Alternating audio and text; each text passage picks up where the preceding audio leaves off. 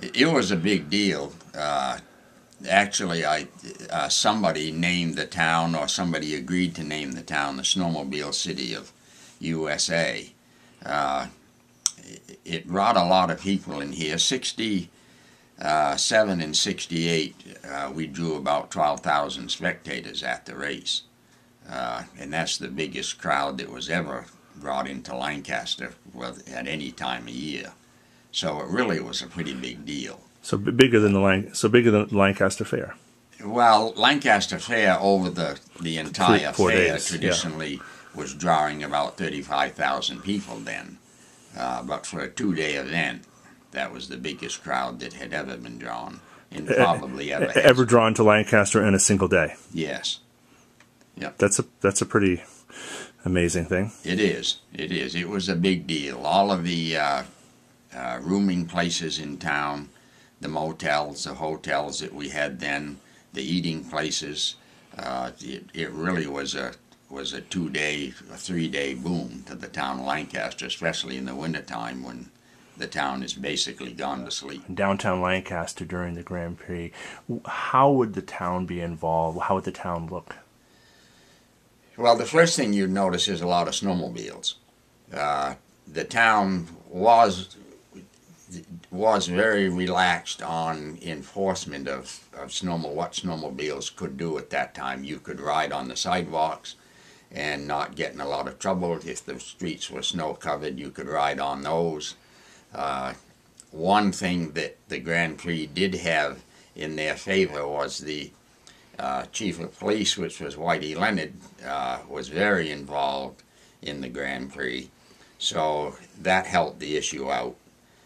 If we happened to have a chief that was not involved or not in favor of it, probably wouldn't have been so lax.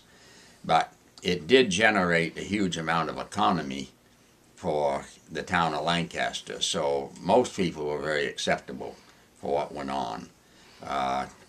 There was snow put in the roads done by the town highway crews to be able to have a parade down Main Street, which involved a lot of snowmobiles.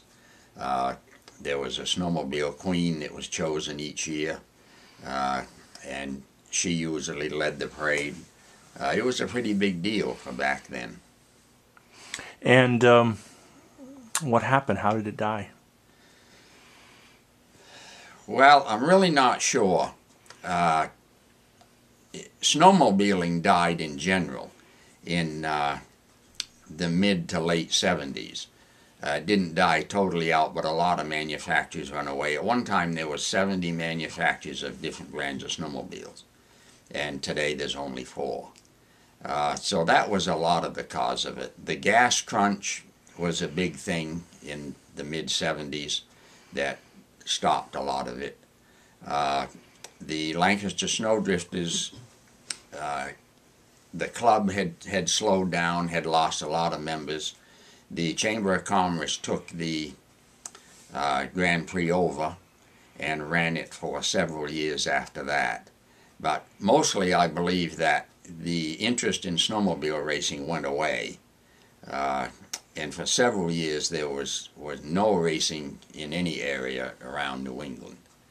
So I believe that was the biggest contribution to it. The great things that the Grand Prix in Lancaster had was a good share of the factory teams that raced. We were able to draw them to this race because it was one of the oldest, and at that time one of the best run races.